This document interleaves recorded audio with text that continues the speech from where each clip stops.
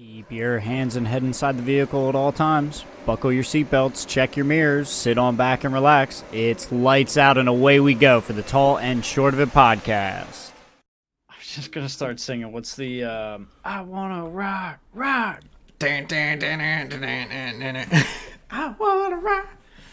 Seems like a good place as any to start. Hello, everybody, and welcome to another episode of the Tall and Short of It podcast. Coming to you live inside a baby cage on a stage, I'll say. I'm your host, Justin. And I'm Aaron. Welcome back, everyone, to another episode.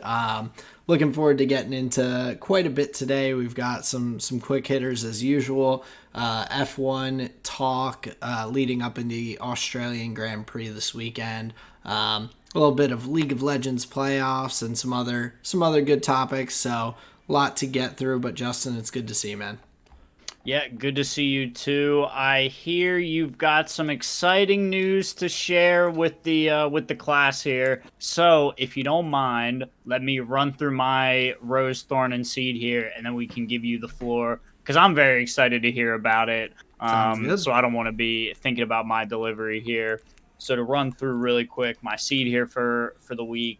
We've got another Formula One sleeper agent in our midst. He's been here the whole time. We just didn't know. Buddy John, who's been a part of the Commander 9 gang for a little while now, pretty much started getting into F1 like right around the time that we did. Pandem, Drive to Survive, that like 2018, 2019 era. That's right when he came into. Nice. So it's good to have him on board. We had some fun conversations. I look forward to having more of them. My thorn here for the week, thinking about some...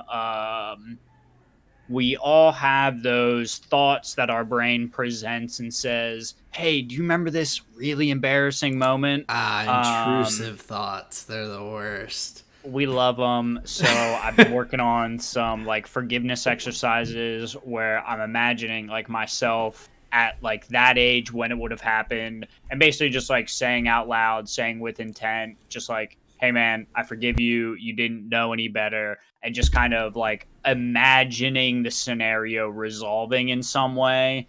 Most of the time, what that looks like in my mind is I'm picturing that younger self, like smiling, basically like being appreciative of that being said to them. And then they just like walk out where like in some way, like my younger self is trapped there, but the forgiveness allows them to like, all right, cool. Yeah, I can leave this place now.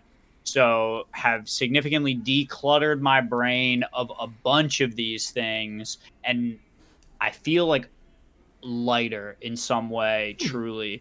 So that's been quite interesting. And then my rose here for the week, I just want to say rest in peace to Sasha and Cole. Sarah and I, we hung up their little like paw prints with their collars and their favorite toy. We got a shadow box for each of them.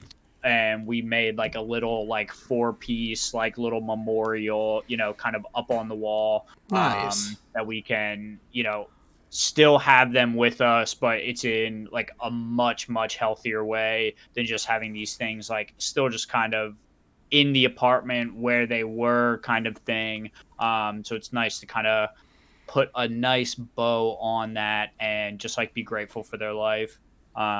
So with a little bit of a heavier tones, that's my rose thorn seed here for the week. No, I think that's a really so I'll hit a little on each, but one, the fact that John is in F1, I think that's awesome that you'll have another person to like bounce things off of, chat with, and everything. I think that brings more interesting ideas that could be things that we get to talk about and whatnot, and just more fun to have more people involved. My friend Jess and her husband John just recently started watching Drive to Survive. They binged like all 5 seasons and watched the first watched the Saudi Arabian Grand Prix.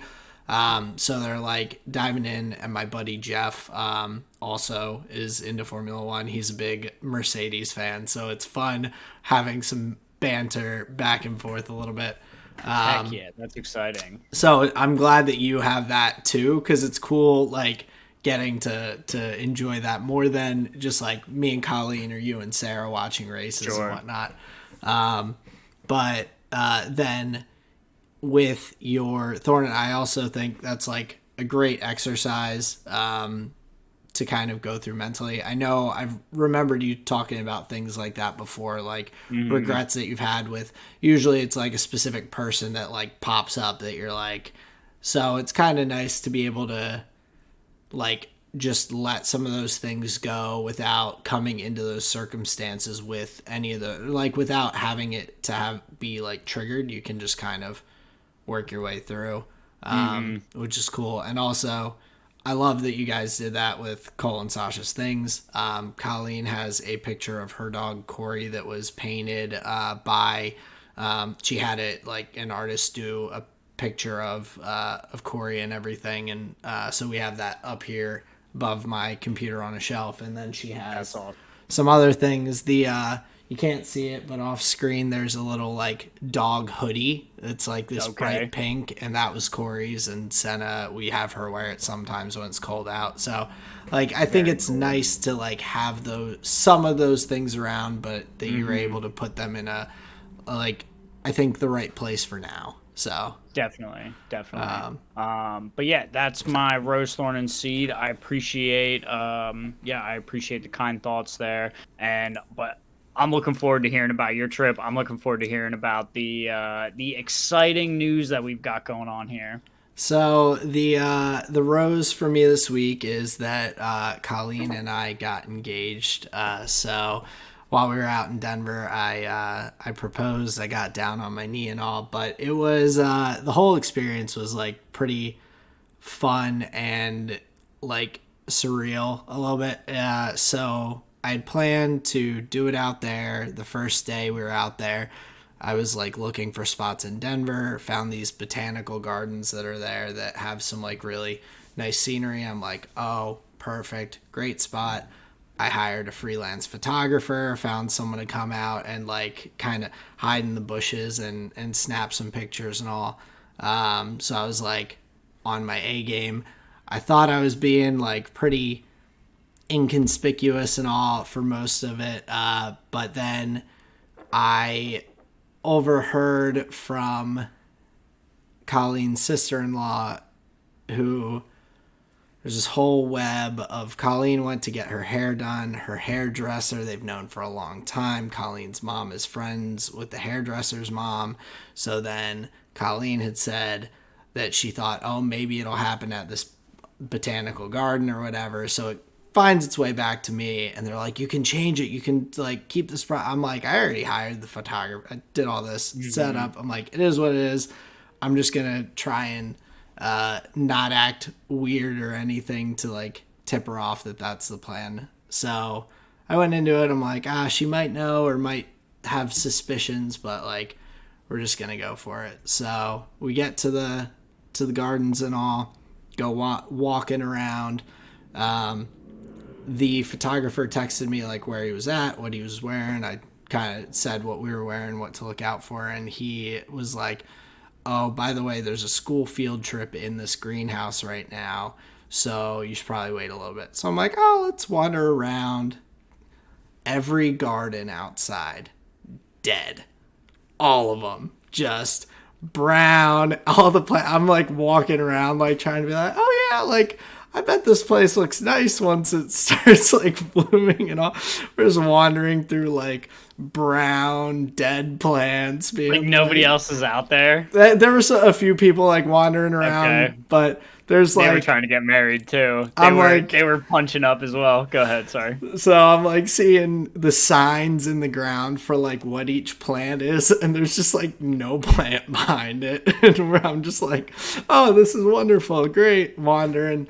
I get the text that the kids have left, and so I was like, oh, let's go check out the inside. Everything out here is not it. So make our way in, and right then a bunch more kids come back in. No. And so I'm like meandering around trying to find a spot. Finally find a quiet spot. The photographer had kind of tailed us like he was a detective and all, and so I found a nice quiet spot and did the thing. And so Colleen and I are going to be getting married. We're engaged. It's exciting. But it was a little bit of a whirlwind, and she told me she had initially suspected things, but then that day she had like no clue. So the surprise went off without a hitch. The pictures turned out well, but yeah, it was a very exciting and kind of fun thing, and also like relieving to just like not have to stress and be like, oh, is she gonna figure something out or overhear something or whatnot.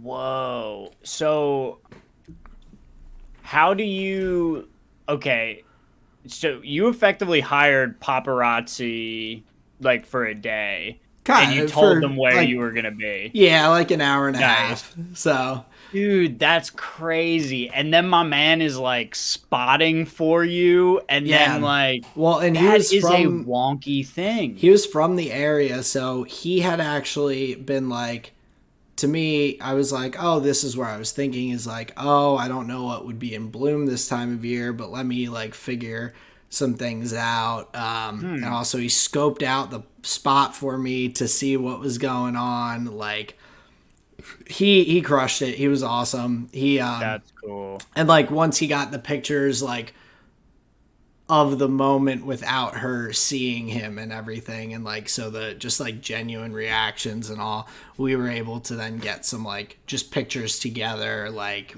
right after the moment that were really nice too. So but yeah, it was well, I had always been like, I feel like everyone has there's so many people with pictures of that like moment and all, whether it's like friends or family or someone like hanging out, and I'm like, we're going to Denver. I wanted it to just be the two of us. No offense to any friends and family. I just was like, it's about us. So like we'll share that with them later. But like this moment. And a picture is a great way to do that. Dude, genius idea. Get fucking hide on bush to come in, snap photos, and he crushed it. He was awesome.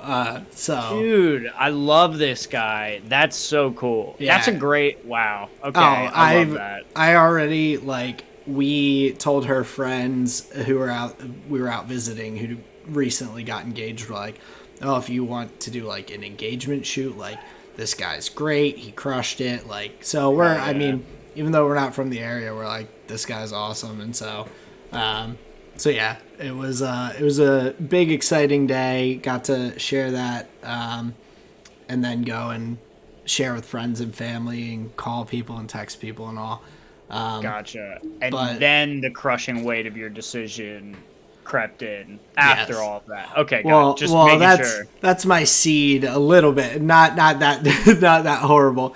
But planting a seed of fear and doubt. Yes, let's culture this. But just looking at like kind of now our seed is like we're starting to figure things out, start getting ideas about like what we want and all. But the funniest thing is that like we've had a bunch of people ask us if we have a date yet for the wedding. And it's like, it hasn't even been a week. Like, what do people, like, it blows my mind that people are like, oh, yes, they got engaged. So the first thing they did was call their standby wedding planner who already had vetted 15 different, like, it's like, what are these people doing that everyone's like, oh, yeah, it's been, we're getting asked if we have a date, like, the next day.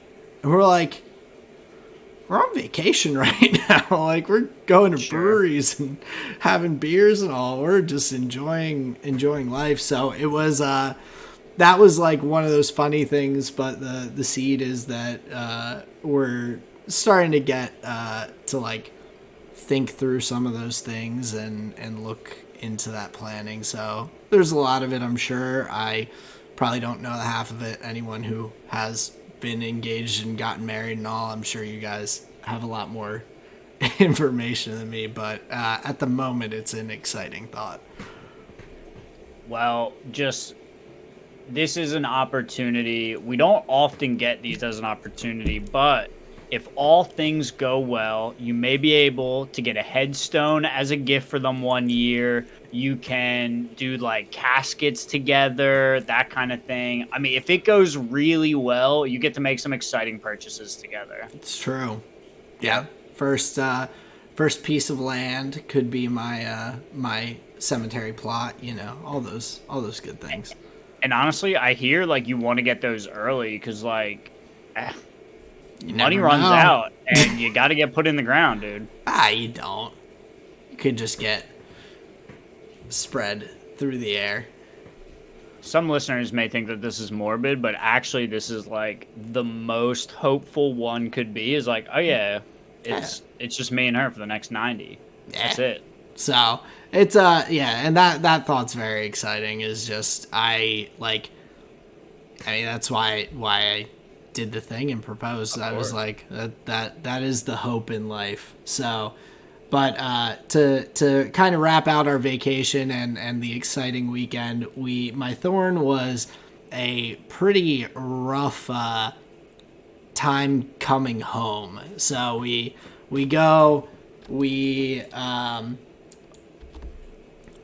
our airplane is supposed to leave Denver at 10 p.m. Denver time and get in at like 4 a.m. in Philly. So late night flight. We get a message a little earlier in the day on Sunday. Oh, flight's delayed 2 hours. We're like, damn. So now you have to stay up late, get there at like 6 a.m. Hopefully we can get some sleep on the plane. Is what it is, but not the worst thing. So we head to the airport. We're getting situated and all. Going through security, do all that stuff, get out of security. We're like, okay, let's go find a bite to eat, find a place to get a drink. We go to this place to grab a drink, and he asked for my ID. I go to pull out my ID, and it is not in my pocket anymore. So I lost it somewhere, I think probably in the bin at security.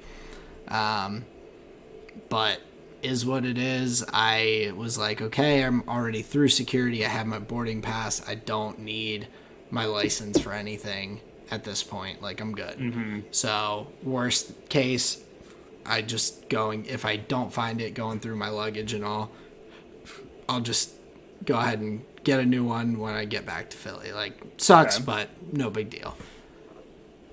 We are waiting, and we get told, oh, there's another delay with your flight. Push back another little bit. And then, so flight's supposed to leave at 12:30.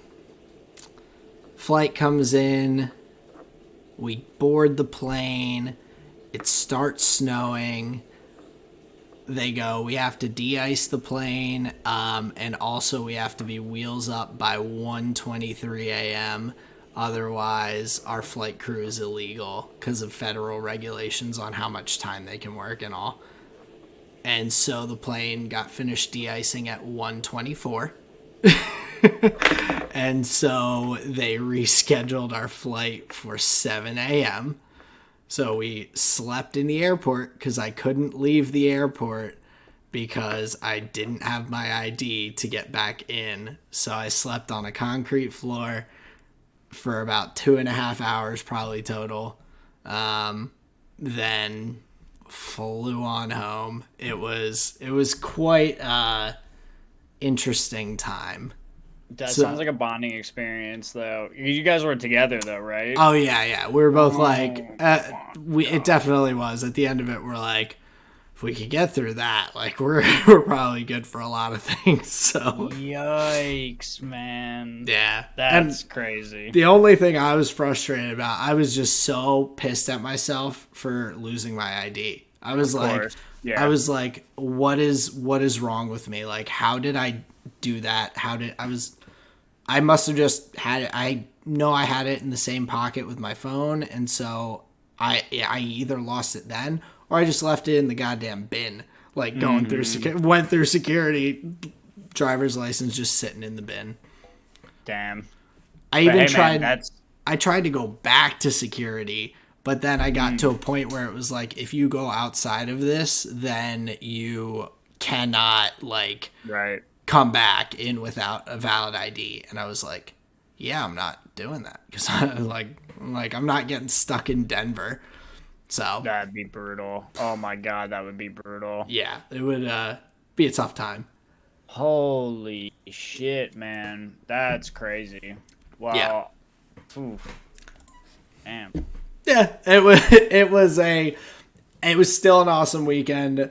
Everything worked out with our flight. We still got back and all. It was just a little delayed. So in the grand scheme, like, minor, very frustrating in the moment.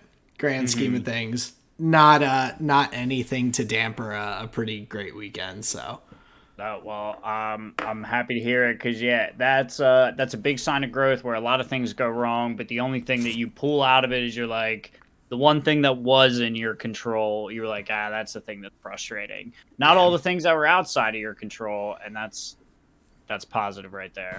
Yeah. So it was definitely a bonding experience, but I know that was quite a bit. I know it was exciting for me to talk about, though, so I'm glad I could share. No, that's crazy, man. That's like a massive life change. Yeah, that's awesome. Very, very exciting. I was by the end of that first day, my cheeks hurt because I just like couldn't stop smiling. I was just like permanent smile on. Sure. So, but enough about the good things in life. Let's talk about some quick hitters and some disappointing finishes from our F1 studs in the NASCAR field. We had the NASCAR race at the Circuit of the Americas this past week. Pretty cool I don't know if you caught much of it. Did you? No. So it was pretty fun watching a bit of that. I watched a bit on Sunday while we were just hanging out, waiting for to like go to the airport and all. But on the tracks with NASCAR, it was just so drastically different because they don't race street circuits, but like compared to Formula One, it was nuts. All of the runoff areas are just considered part of the track. Like, it does not matter. It's just like fastest way from point A to point B. As long as you're not like cutting a corner extremely, you're like good. That first sharp hairpin turn right off of turn one, everyone's like bumping into each other as they're going around. They hit each other so much. It's absurd. They're way slower, like a ton slower. I think. Oh, I'm sure. They're like boats. It was like the cars were topping out at like on the long straights, probably like 120. And that the other thing that bothered me was they never showed the speeds. There was no good dash cam, no good like. And anytime they were in the cockpit, like with the camera and everything, there's no graphics on the screen. You're just seeing the guy, and there's a single graphic that says what their miles per hour are, but they would never do it when they're flat out on the straight. So I have no idea what their top speeds were, but it was not that fast. Okay. The other, they shift on a stick shift on the dash. Gotcha. Craziest thing that they don't use paddle shifters. Like my uncle's Mini Cooper 5 years ago had a sport mode with paddle shifters. Like, NASCAR, get on it. You can't be doing this thing with a full big wheel for a racing wheel and a shifter on the dash. That is nuts. And then they were also calling the curbs rumble strips. Nice. And a term that I really want to use now that they used when there was... So the race was smooth for quite a while, just a couple of cautions, and then at the end it was just like caution after, which is their safety car, like safety car after safety car. Like every restart was causing another safety car. It was rough, but when there was a lot of debris from the cars that had crashed into each other and everything on the track. They called it a yard sale. And I think that is the best term. I love that. I've heard that used in hockey in the NHL when like everyone throws the gloves and the helmets and starts duking it out. But I thought that was a hilarious term to use. So I think I might look to use that in F1 if we have a good moment or a bad moment that is a good opportunity to use that. So I was just about to say it will likely come after cars have had some contact and we've got some carbon fiber flinging all over the track. Some Nick DeVries out there. There you go. So nice, nice, dude. But yeah, it was just interesting watching that race and everything. Watching Jensen, Button, and Kimi Räikkönen was pretty cool as well. It was very entertaining seeing all the different things that were like kind of being talked about. Like Kimi, the announcers who were like going through the lineup of cars and everyone on the grid came to Kimi, and he was wearing in his bio profile picture or whatever, he's wearing his sunglasses that he's like always wearing in any interview and everything. And they're like, is he the only one allowed to wear sunglasses in the bio? Like, they were like, what is going on? They were like, is that just a Kimi thing? On the like grid walk before the race and everything, one of the like personalities came up to Kimi. It was, oh, Kimi, like, let me hear what you're thinking about, like, before going into the race this weekend or whatever. And Kimi's just basically like, oh yeah, I'm just here to, I wanna put in a good drive and have a good day, and just like stops. And they're like, yep. All right, thanks. And just like on to the next one. He was not the one to get the hot take from, my guy. You should have waited just one more driver, would have been fine. Oh yeah, it cracked me up. But then one of the things that I saw brought up talking about it was I hadn't even thought about this, but Kimi was Ferrari's last world champion, which is like, it was just like a weird thought. Like, I don't think I had realized that he was the last driver to win a world championship with Ferrari. But it like got brought up and I was like, oh, that's just kind of weird. When was that? I think it was 08, 07. Oh, that's right. Because Seb didn't win a championship with Ferrari. He only won the 4 with Red Bull. Yep. Whoa. Yeah, Kimi. Because you would have thought if they had a winning car, Seb would have done it. Oh, yeah. Yeah, and Kimi won the 2007 World Championship. Whoa. So it's been, 16 years since Ferrari's won? Yep. So it's been a long stretch. Damn, dude. That's actually crazy thinking about that. It's pretty nuts. I like it. Especially was such a that we talk about them. Yeah, it was such a like aha moment, like that I just was like, oh man, that's just like a weird thing. But whoa, yeah.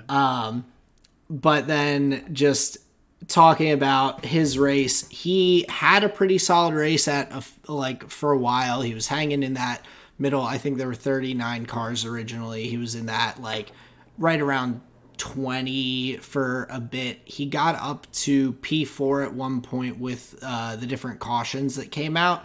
Gotcha. But then at the end with the restarts, I think he ended up getting into a bit of contact and all and dropped back to finish P29, which seemed like not that weird watching so many restarts and just seeing guys get either like taken out and dropping down or just like getting swallowed up by all these cars was not uncommon. So fun to watch. Jensen Button, on the other hand, finished P18, so pretty respectable finish. Top half of the grid. He said that he was saying in an interview, he was like, I didn't really like how much the cars were hitting each other. He's like, we're professional racing drivers. I feel like we should be better than like constantly hitting each other. But he said it was like he enjoyed the race as a whole, but that all the contact seemed kind of like silly, that they were hitting each other that much. Sure.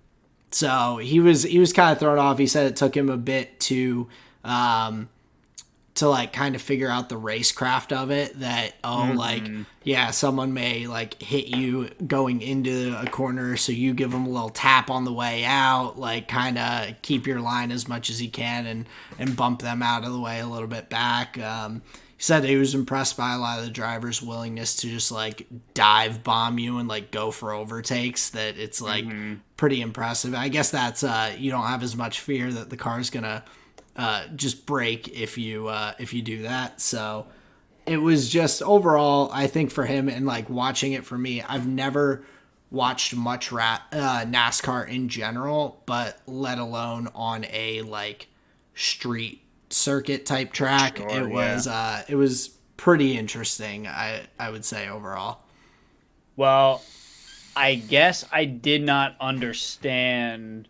I thought it was just like at that complex, but still the oval. That's actually very interesting that they were like hitting the turns. Yeah, it was weird to watch. It was hard to like piece together in my brain. Like, you have to just look up highlights and see everyone going around turn one. It's like they're like 6-7 cars wide. It's crazy. Dude, that's crazy.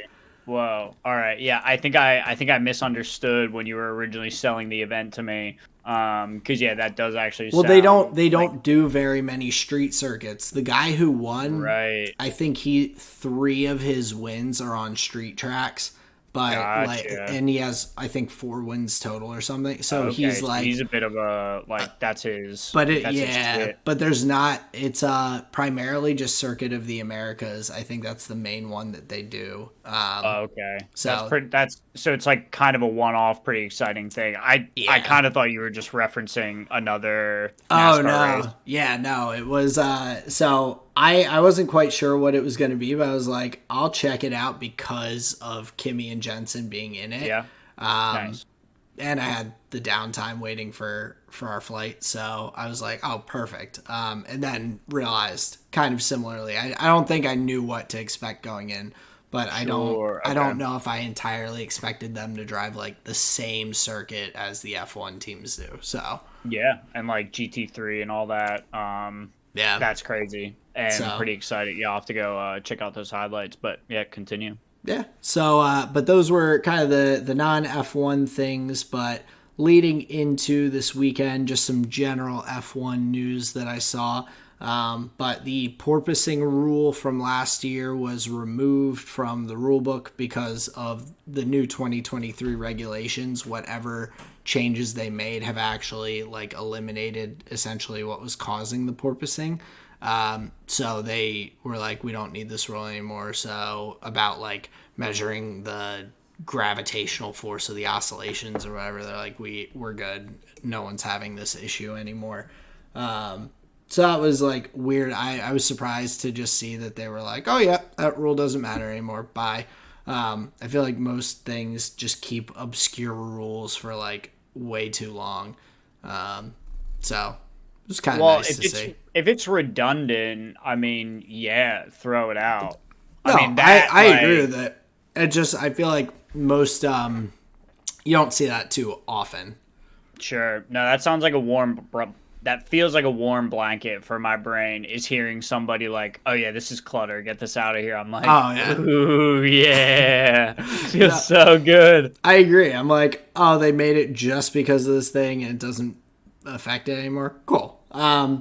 But one new change that they also made this week going into the Australian Grand Prix is the grid boxes are going to be 20 centimeters wider. So I think that's about a foot wider or so, to accommodate for Fernando Alonso and Esteban Ocon not being able to line up right on those lines. So no, I think That's actually hilarious. it is, because it's like, if it's in the rules that if you're outside of this and people are like being penalized for barely being outside it, I think that they're like, just make it a smidge wider.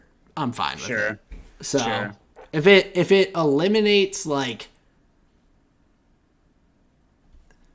it's like causing damage to a driver that like didn't gain anything from their, like, speeding in the pit lane. Okay, you're reducing the amount of time that you're taking for a pit stop, so like you get penalized for that. But it's like, with something like that, it's like they are getting no benefit out of being just like a smidge to the left or the right in their Correct. grid box. It's not gaining them anything, so why are they getting a 5-second penalty? It just is like bad for the sport. So seeing them just like make that a little easier to be like, hey, we're trying to avoid needing this, I think is a good thing. And I can see the argument, against widening the boxes. I'm not saying I ascribe to it, but just that, like, okay, so if the sport is about precision and it's, about tenths and thousandths of a second, why is it so wild to think that the drivers should be able to, like, put themselves on the proper marks, or as a team get their vehicle onto the proper marks? While it does sound like a silly and simple thing, I think it does kind of fall in line with other kind of rigors that they have the teams go through. However, I agree with what you're saying, where it's like kind of bad for the sport if you just get like all these drivers getting these like dumb, silly penalties where it's like, wait, just like paint the line bigger or something. Yeah. So yeah, I mostly agree with you. I get what you mean too, like for people who might disagree with it being like, especially about the precision and all, but at the same time, like, the cars they don't have the ability to like really throw it in reverse and recenter yourself or anything. So it's like, You only have one kind it's of. like, yeah, if you just miss that just by a smidge, like just from the get go, it's like, is that really like you aren't like further ahead? If you're like past the box ahead of it or something, like, okay, but if you're like a few inches to the side, Yeah, lateral doesn't seem like it should matter. yeah. But yeah, overall, I think that's dope. It should just like remove that frustration from the teams and the drivers and bring a little, as Riot loves to say, bring a little clarity to the broadcast. Yeah, those are some clarity updates on this last Clarity patch. updates. Yeah. Yep, clarity updates for this patch. That's all. So, but yeah, that was I just thought some interesting things with the rules that I saw this past week. Going into the weekend though, and looking at some of the teams, just a little bit, or I guess not fully going into the weekend, but looking at some of the changes and things within teams. Ferrari looks like they are targeting Imola to be where they bring a pretty new car, so probably a lot of big changes and updates to the car at that point, including a new floor, new suspension, new side pods, so possibly going away from those real big, like, rounded, like half Like moon the looking ice cream spoons. Yeah, the ice cream scooper side pods. There's probably going to be a lot of changes to the car at that point. It sounds like they've made a lot of technical shifts. So yeah, targeting that for Imola. But with that, over to the McLaren garage, James Key, the technical director, stepped down, which then opened up what McLaren decided to do is bring in 3 people to create a technical team instead of having a technical director. So they have an aero director, a engineering director, and then a concept director, which is David Sanchez, who just recently left Ferrari, who we had mentioned, I think, 2 weeks ago or so. Gotcha. So lots of shakeups. McLaren also apparently has signed about 15 new people to their aero department, Sure. looking at figuring out maybe a better direction and all for their design and improvements on the car. So a lot of big changes in the McLaren garage. Yeah, because it's crazy, like thinking about Australia 2022 and comparison for like what could be on the forecast for McLaren in 2023 here at Albert Park. I mean, Lando and Daniel hit a 5.6 last year in Australia, and like McLaren is far away from I think achieving that like a similar result. Oh yeah. So yeah, it seems like some staff changes and maybe some like restructuring of how they've organized their personnel is going to be helpful towards working out solutions and making improvements because it I think as a secondary McLaren fan, it like really hurts to watch them in this position. Yeah, I would definitely agree with you. It's when you look, like, last year was, I think, what most of us thought like the bottom was for them. We're like, oh man, they were 2021, they were on the verge of something good, really going in the right direction. Daniel gets their first win in the Zach Brown era. They go 1-2 in that race. We're like, oh yeah, they're just an inch away from throwing their hat into the ring up at the top. And then last year we are like, oh, okay, they took a step back. That's a bummer. We thought they were going to challenge, but like maybe they'll be able to bounce back and all. And then this year we're like, yo, like Right. what is going on? So yeah, I think it's definitely concerning, and especially enough to really just try and kind of reshape things in the organization. Sometimes Hmm. it's like just time to make a change and hopefully get some new insight and go in a better direction. So I hope that comes out of all of this shifting around over there. Yeah, big time. Because with the small data set that we have from Oscar Piastri, it sounds like he was a great sign for McLaren. It seems like he has had a couple of pretty good weekends here so far. Just pretty good is relative, obviously. But yeah, and that is encouraging. Just a fan, you want to see these people do well generically. Oh yeah. Yeah, it's a tough spot to see these potentially very talented drivers not having a good vehicle under them with which to compete. Yeah, and I'll talk about him a little more looking into the race weekend, but I definitely Sure. agree. Um, I think his pedigree as a racer is definitely shown in his success over the years in F3, F2, and all moving on his way up. So it's definitely frustrating to see that he's kind of making the best of a bad situation at the moment, Hmm. which definitely shows some good quality in himself as a driver. But it's just such a struggle there right now. It's like that is a very tiny little pot of gold at the end of a hellish rainbow. So it's yeah, it's not all peachy keen, but hopefully this can help them, because I think I would love to see him drive in a competitive car just like Lando. I think that Hmm. the two of them are very exciting drivers to think about being in like good cars. Definitely. Yeah. I agree.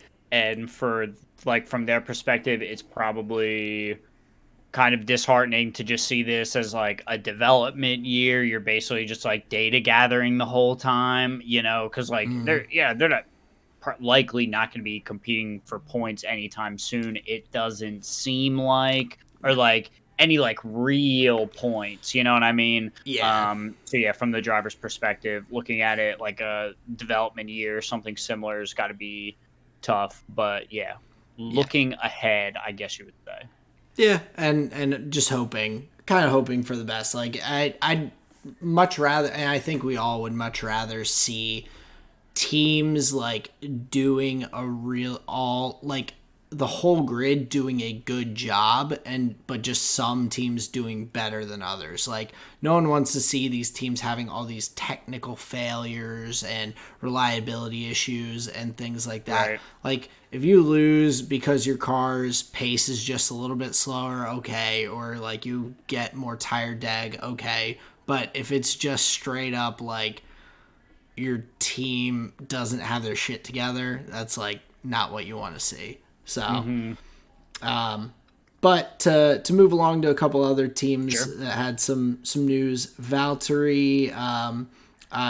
I think so. I saw an article that was saying that basically, I forget, it was someone in the McLaren organization or who was saying that they hope that someone on the grid kind of takes up the reins from what Seb was doing to be up there with Lewis Hamilton supporting a lot of like good causes and whether it's environmental or different like just positive causes out there in the world. Sure. And so one Saving the thing that bees. yeah, saving the bees, the coral reefs, all sorts of stuff that Seb was talking about. But I thought it was cool. I saw Valtteri is he had his helmet for this weekend designed by an Aboriginal artist from Australia, and then that's going to be auctioned off. And the benefits will go to support some of the local indigenous communities. So seeing that article and then seeing what Valtteri was doing, I thought that was pretty cool. And I feel like I could easily see Valtteri not like becoming the next Seb. I don't want to say it that way, but like I feel like he could easily be someone that I could imagine filling a little bit of that gap. And all just out on the grid. He's seems like a pretty solid person all around. So I would imagine that being kind of right up his alley. Yeah, and that doesn't seem like it doesn't seem far off. Like, what am I trying to say here? Ultimately, it seems like a driver's main goal would be just to be the best driver that he can, but it's not far off to have your helmet art done by somebody local to the country. Like, that is a pretty small way to make a pretty large impact. Yeah. And yeah, it does seem like Valtteri has, that kind of spirit. Obviously, like he's the one taking that action. I guess what I'm thinking of is it doesn't seem that difficult. Not saying that they should, not saying that No. they have any reason or expectation to, but it small choices like that from various points on the grid over the long term is going to create just a better place for all of us to be. So to have more individuals thinking of how can I help, how can I make an immediate impact here, I just think that's really strong, no matter who it comes from, and it Oh yeah. shouldn't just be one person's responsibility on the grid to be like, I'm the philanthropist, and then the Yeah. other guy's like, I'm the daredevil. Like, it's more of like a character then, in a way. You just want people to be doing it from their heart, and it doesn't Yeah. take No, a whole lot. You know what I mean? I definitely agree. I think that and not that like I me highlighting Valtteri doesn't, I'm not saying that no one else on the grid's ever done anything positive or anything like that. I know McLaren has had a number of charities that they've supported with different things. I know Lando had his helmet. Yeah, so it's not a not, but it was just it was cool seeing the article about like Seb leaving and kind of that philanthropic like spirit, kind of wondering if that's going to be taken up by anyone, and seeing Valtteri do that, I thought it was cool. So it was easy to relate them together. But for sure. Another Valtteri note was he was interviewed this past week, and he was talking about Checo. Said he feels like Checo is in a very similar situation to where he was at Mercedes, just having someone next to you who, well, and so the way he put it was having someone next to you who is very difficult to beat, who they're super consistent, they are very talented, they're like very driven kind of people. So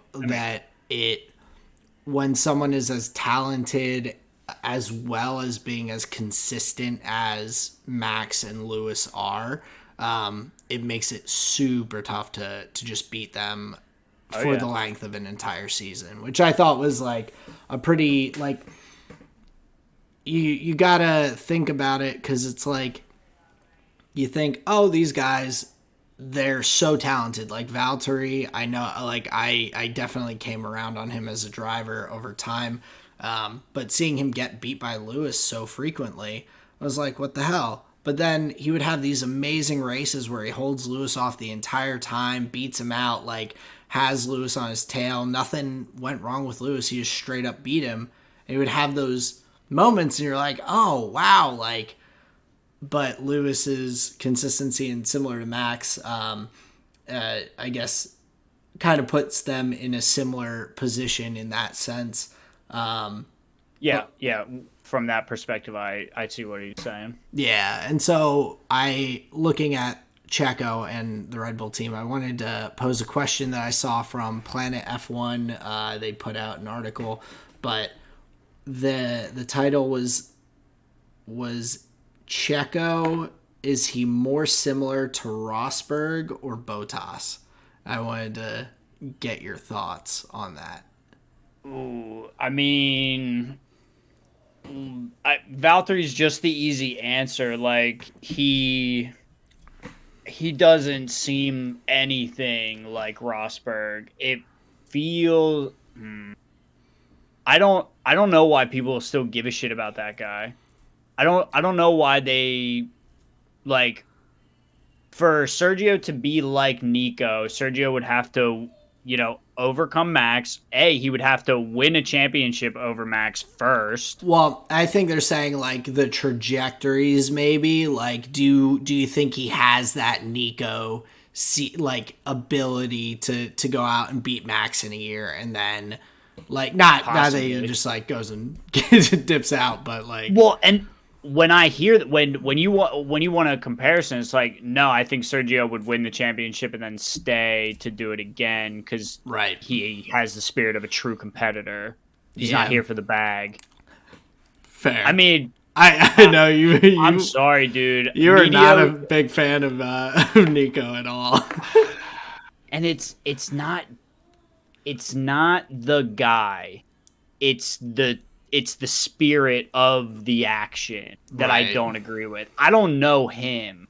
I can't speak to the guy personally. Yeah. But that action, just knowing what I know about competitors, I can't jive with that decision. What about... None of my favorite athletes, none of my favorite people would ever make a decision like that. What about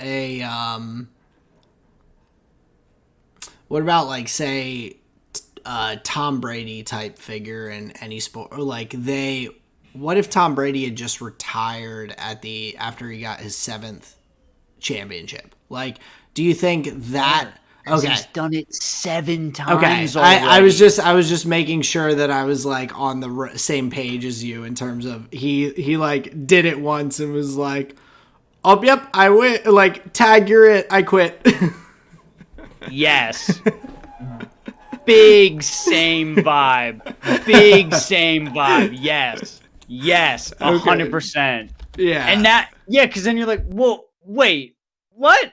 And that's kind of how people talk about it, almost as though he's the only one that's ever beat a teammate. Yeah, no, I definitely get what you mean in that sense. And I just thought, no, I agree with you a bit on that too. I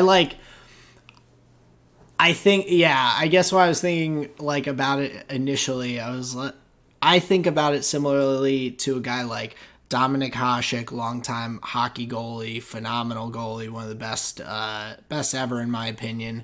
Tom Brady, Brett Favre, like all these people who they had opportunities after long careers to like leave at a high point or a pretty high point at least, and then just chose to stick around like a little too long and kind of tarnish themselves.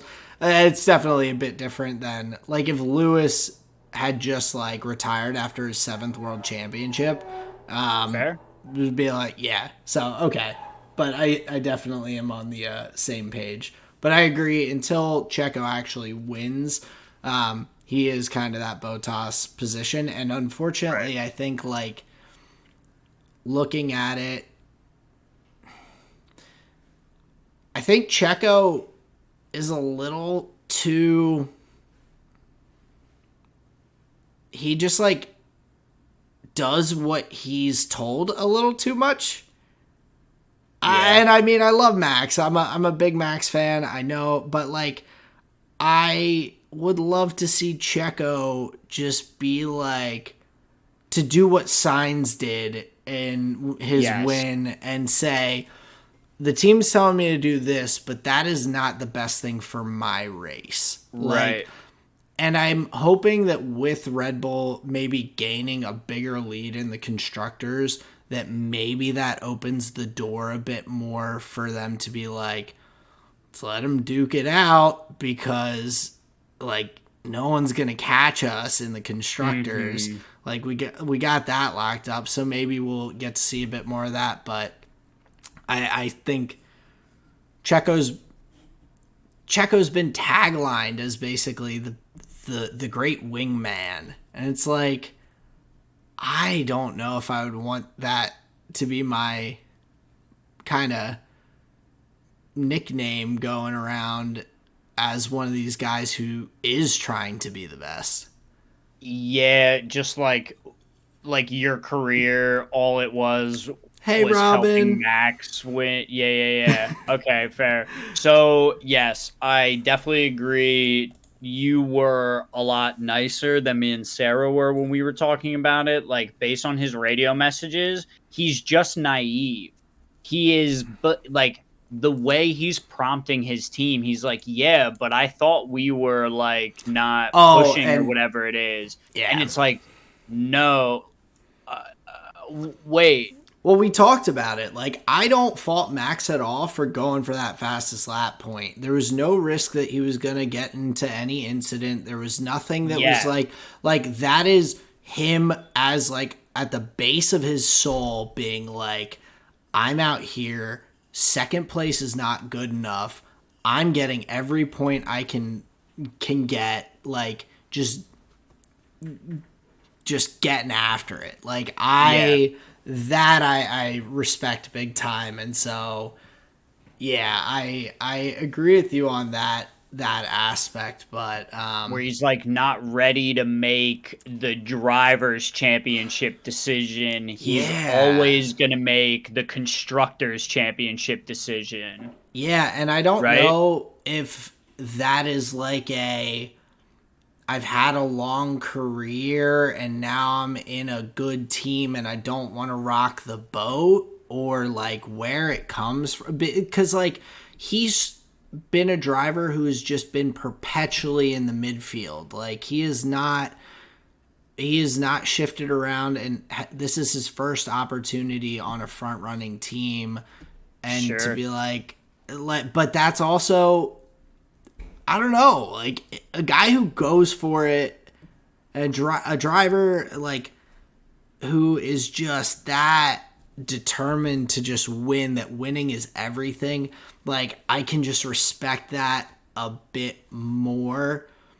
Even like I know being a good teammate's is still important in F1, but like Well, you can still like try and beat that the guy on the other side of the garage without it I getting like dirty or anything. I agree. However, I don't think you're very far away the other direction on the spectrum if you ask, like, okay, well, what is a win to Sergio, right? Maybe for him, maybe for his spirit, he doesn't need that. Maybe Maybe. he, like, maybe his like race strategy, his race craft is so far on the like measured conservative side that he's like, no, that's a risk I'm not willing to take. And Yeah. he's just like weighing that all of the time.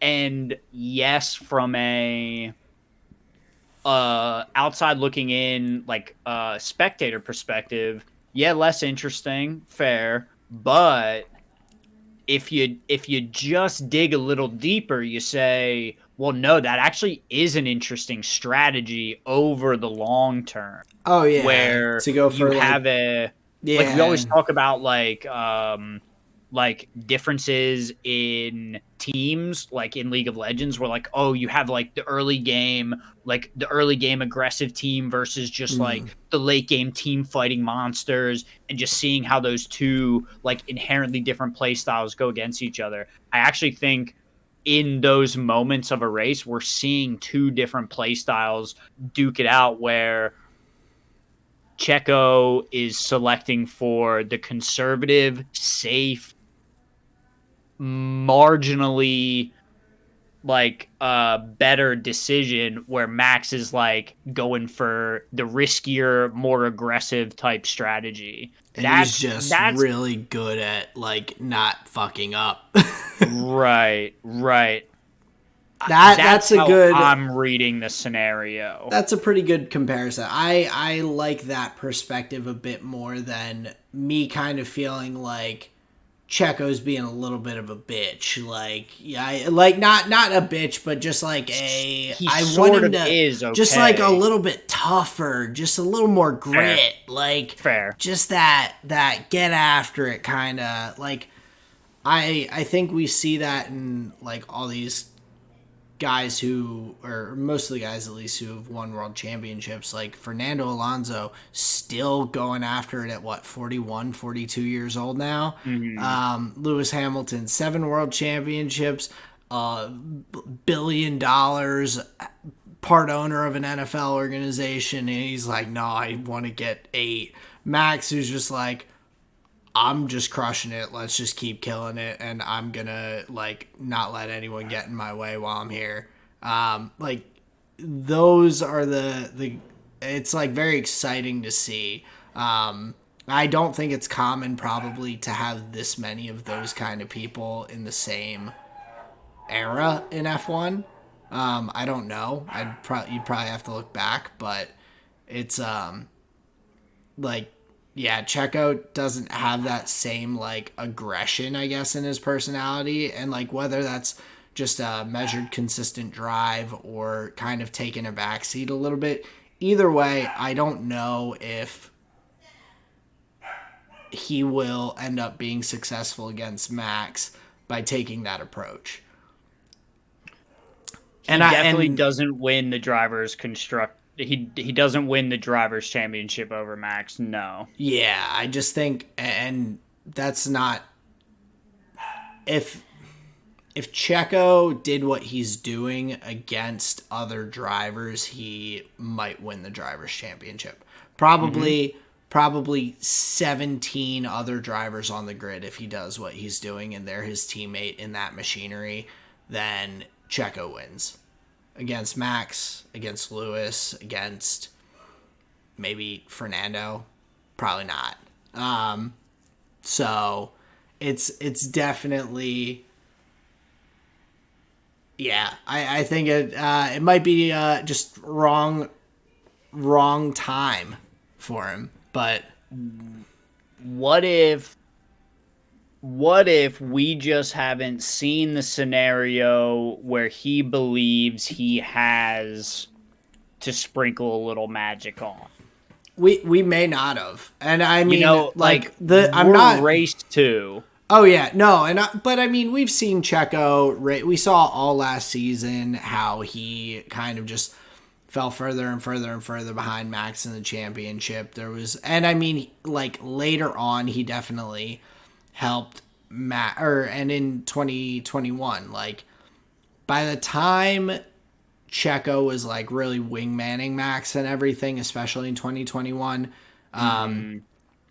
Max was already way ahead of him in the championship. So, okay. I mean, we could. Right. So, we've seen a decent bit, but I'm not saying that Checo's like done and dusted or anything. I'm just not. I don't necessarily believe that he has what it would take to beat Max. And that could be that they just drive different styles.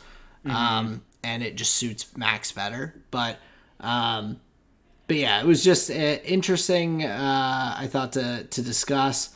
But one final just quick thing that we can briefly mention, because we'll have to wait and see, but there's been talk with the Mercedes team to kind of wrap out these pre-race topics. But Lewis Hamilton, there's conversation about him not necessarily being re-signed with Mercedes for another season, just partially due to the contract cost. He's making nearly 60 million euros, I think, is the current number. A lot.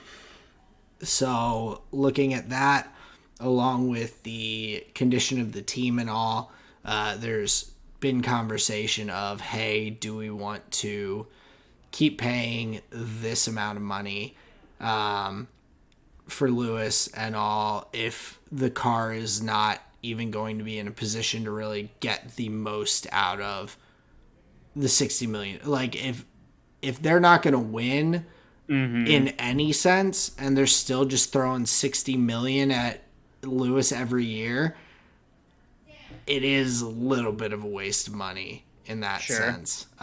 Sure. But that kind of just would be like a question then of where could Lewis go? Christian Horner has already ruled out Red Bull as being a potential option for that. He was very immediately vocal about the fact that I mean, I'm sure he was asked by the media pretty quickly, like, oh, there's this conversation. What, like, and he was like, nah, that's not going to happen. So, makes a lot of sense. But I agree. But yeah, so I don't know what the result of that would be, because I have trouble imagining Lewis not driving for Mercedes. I can't imagine him at Ferrari, for one, and I also don't know if he went to Ferrari, who, like, where does Carlos Sainz end up? Like, I would assume they would keep Leclerc. It would be so bizarre, and just that would be like the Seb leaving of next season would be Lewis not being re-signed with Mercedes. A crazy open seat that could probably topple a ton of driver changes, because I also imagine Lewis not being willing to drive a midfield car, and just if he's not with Mercedes, I could see him just dipping. That's crazy. It's a weird thought. Like, I just kind of was like, oh, Lewis is with Mercedes just indefinitely. I never thought of the possibility of them just not re-signing him and just being like, yep, he's available, and him potentially staying on the grid. It's a weird thought. Yeah, especially when you think of like how you feel around, or how one felt around the times of, roster talks and this and that. It was always the like, oh, and Toto and Lewis, like they haven't secured their contract yet. And my sense was always like, yeah, who cares though? Like Yeah, like he'll he's not it'll going anywhere. exactly. But here is the scenario where like, oh well, maybe no, that actually is a real thing, and maybe those conversations were not as fictitious as we may have thought. There actually were like contentious numbers and terms going back and forth. Yeah. Where my tiny bird brain was just like, oh, that's I think that's propaganda. his contract has ballooned over the past like couple of years. Each time like he's re-signed, it's just gone like 20 million up. So I mean, I get where they're coming from, but I think this means Lewis Hamilton will be driving for Andretti Racing over in IndyCar very soon. Whoa.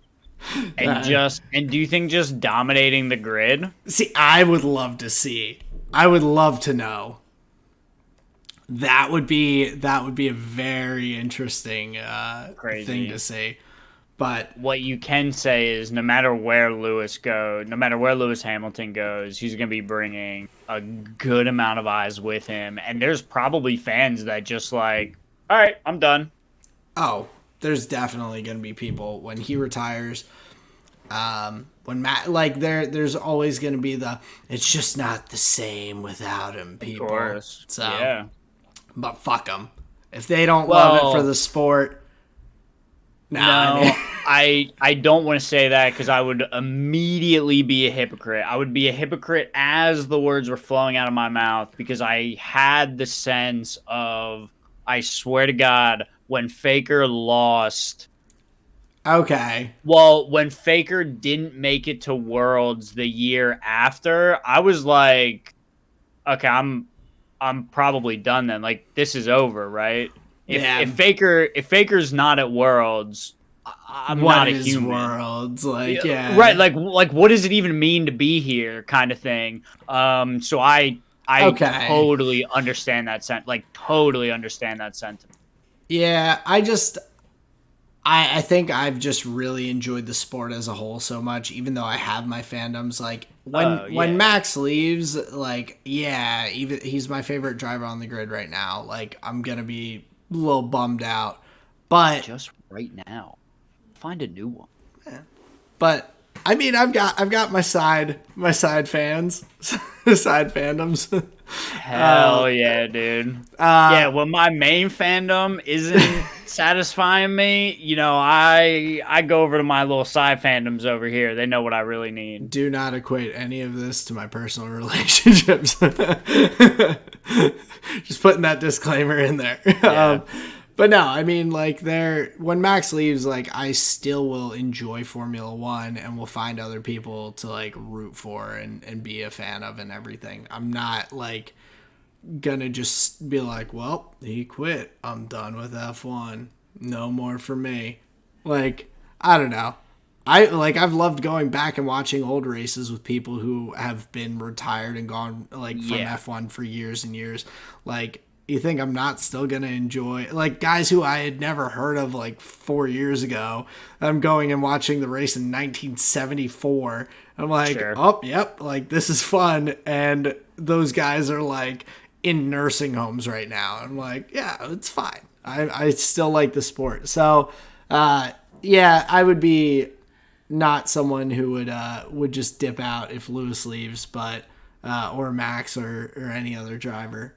That'd be so funny. Like a couple years down the line, like your visual medium every week is just like an old Max era win. Like you don't even believe in really anything else. You're just like, yeah, it only really existed when Max was racing. That's the only thing you go back and watch is like his years. So my visual medium this week, it's well, I've used it 2 other times, but it's Max at the Styrian Grand Prix in 2022. Like it's just reusing the same race over and over because you're just like. So my thorn this week is I got to Max's last win, and man. So I'm gonna just have to go back, start at the top.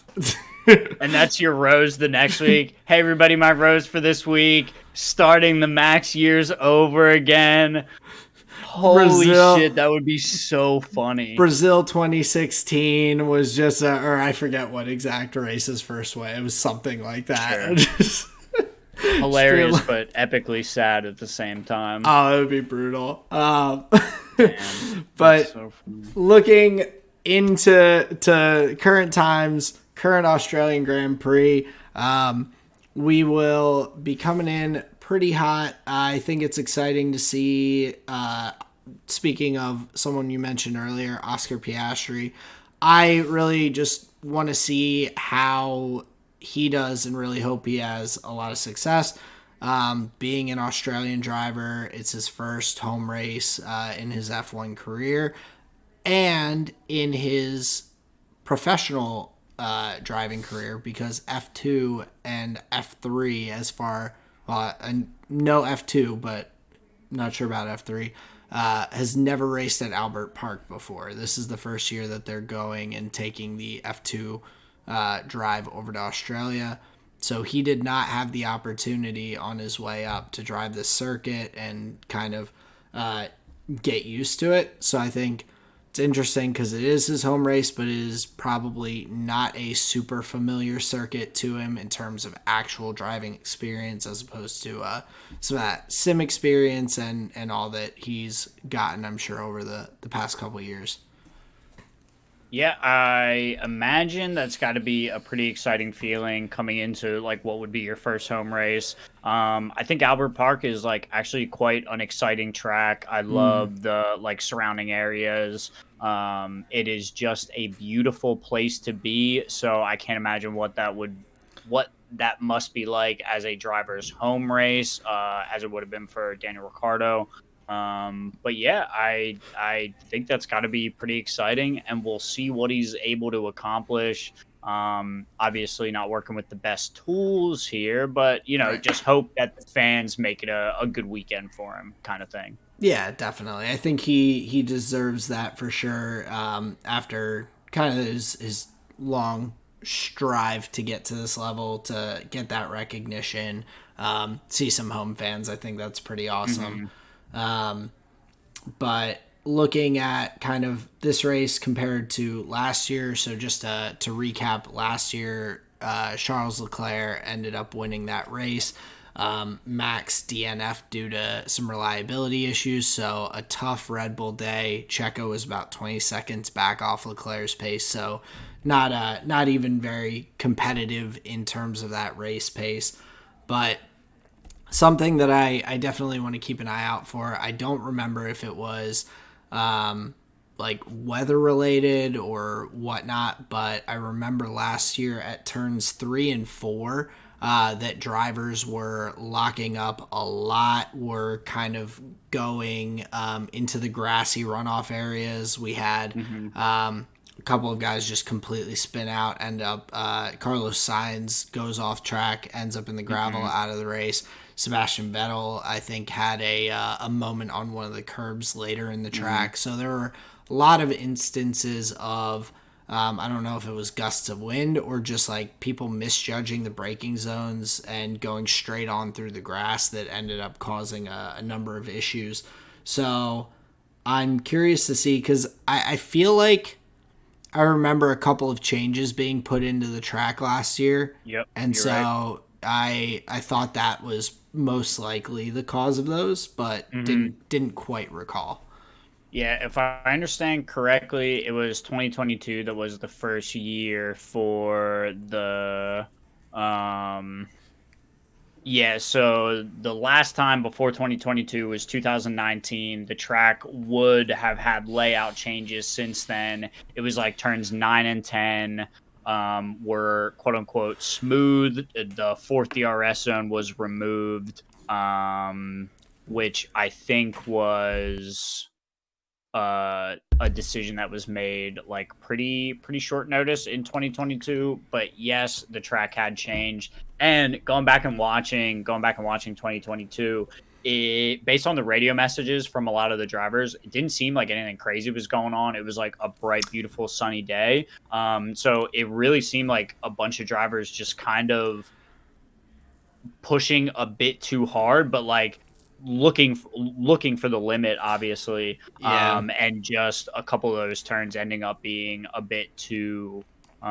just a bit too fast. I don't remember specifically like weather Okay. conditions. I do believe I it know was just it was nice out, block but I up. didn't remember any wind or anything. I was like, it Right. was just bizarre because it was so common, and it reminded me of I might have been Imola where Max and Signs, I think, both spun off at one of the turns because they Oh, okay. were because of like gusts of wind that were going into the braking zone and whatnot. Yeah, okay, So gotcha. I didn't remember if it was similar, but no, yeah, it sounds like that's probably it with just the track changes. People weren't quite used to it and all. And my only other note kind of leading into the race is Red Bull is looking to bring in a small upgrade this weekend to the car, Well, particularly with the floor, I believe.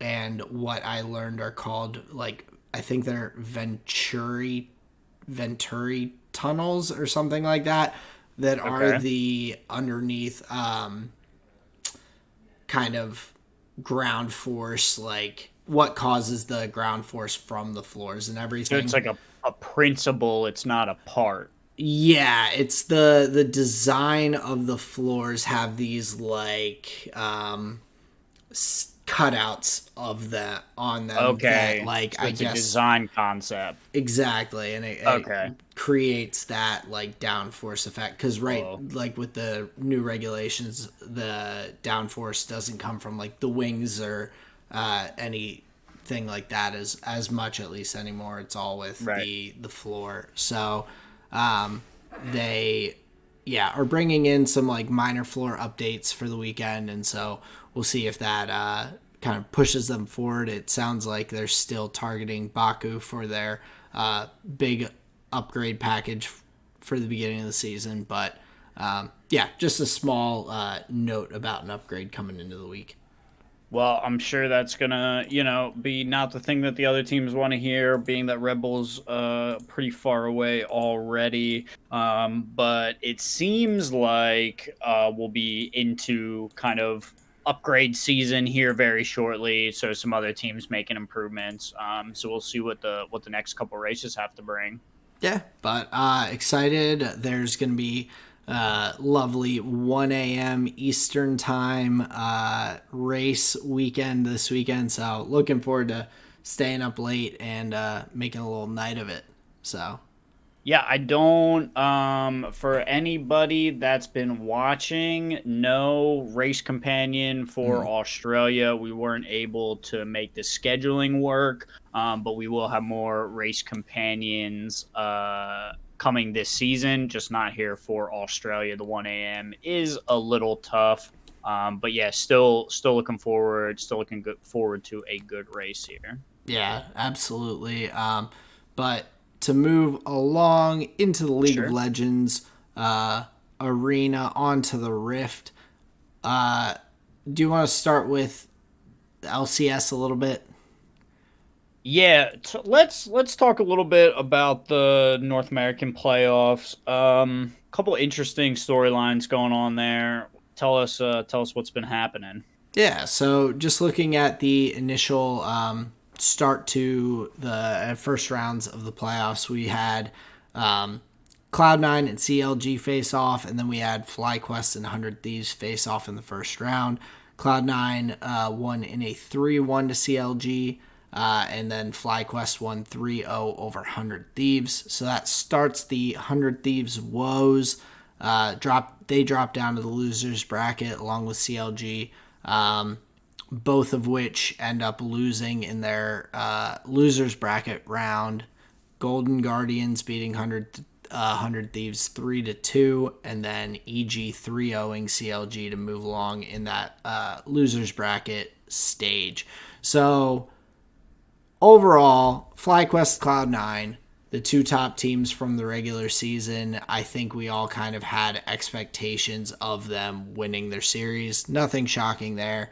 But what I know you and I both wanted to get into a little bit, what was shocking was just 100 Thieves' performance, and especially in their drafting and pick ban, both in the FlyQuest series as well as the Golden Guardian series. Yeah, and to be fair, like not having a lot of data, just kind of looking at the pick and ban, looking at like the general meta worldwide, what's been being played. I think looking at these series is a little bit of like a wake up call where I don't think I was ever really considering Bjergsen. Truthfully, it seems like I've had maybe some rose colored glasses on where like you just have to look at the drafts in these games. It was a like you said, a 3-0 by the way in the first series against FlyQuest, and they had Bjergsen on Zillion once, Oriana once, and Ari one time. The Zillion pick, we were talking about it. It just feels so like retirement era where you never learn the new champions. Your lane coach isn't giving you the current like picks that are being traded in LPL and LCK, where I don't know, maybe that's like a little bit of naivety from me in like assuming that they should be just like kind of taking what they're playing, but being that Zillion hasn't really like worked out for him that well. Like, yeah, we kind of know him for it, but it's not necessarily like the greatest pick.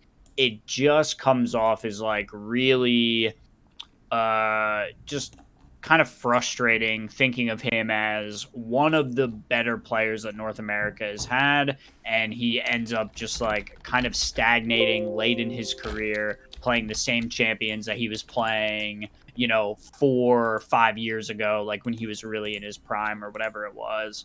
So yeah, I'm really not surprised that a group of younger players and then it with impact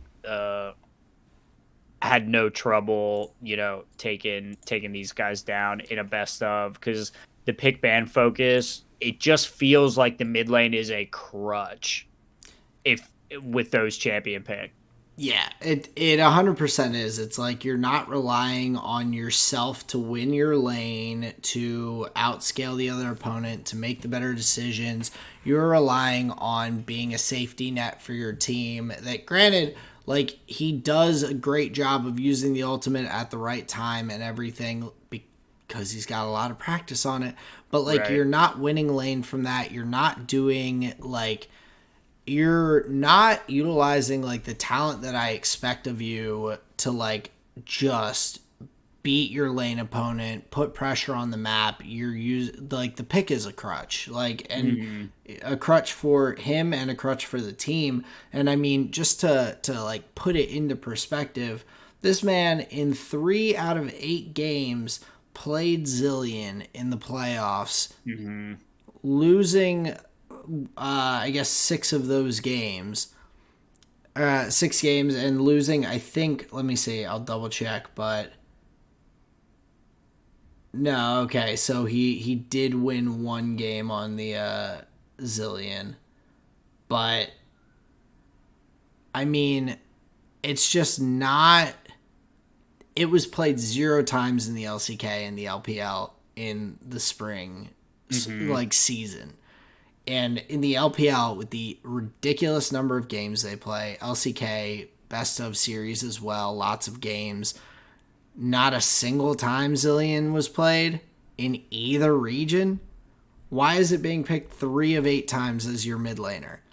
You have so many other champions you can play.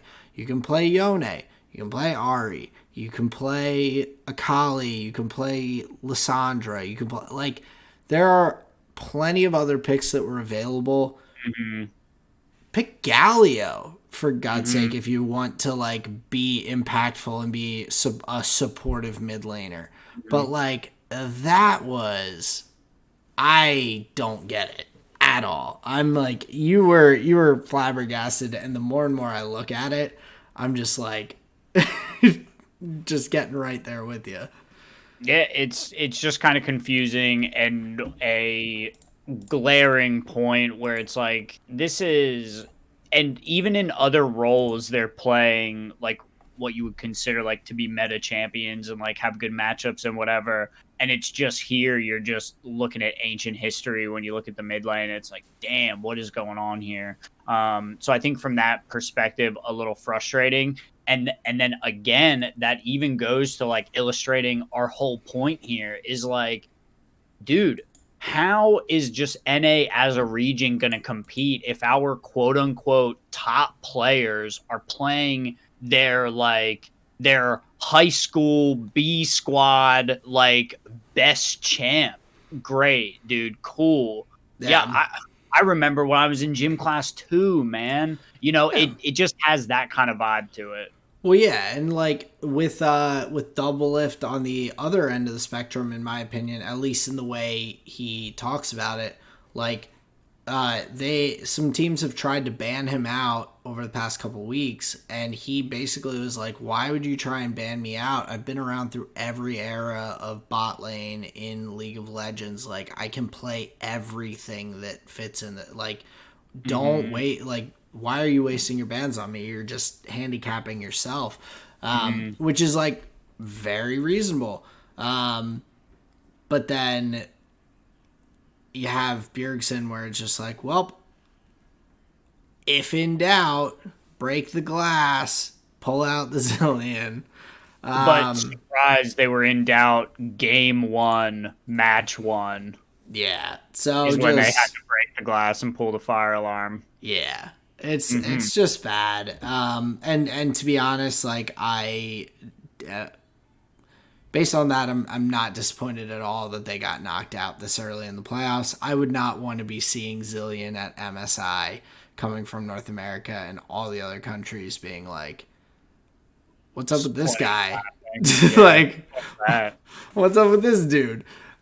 So yeah, 100 Thieves gets knocked out. We have Golden Guardians then coming up versus Evil Geniuses, and then we will have Cloud9 and FlyQuest playing this coming week. So two hopefully good matchups. Golden Guardians has kind of had a much more successful season than I think they necessarily expected, but they've put together a really nice run, and to make it through that first round of the playoffs.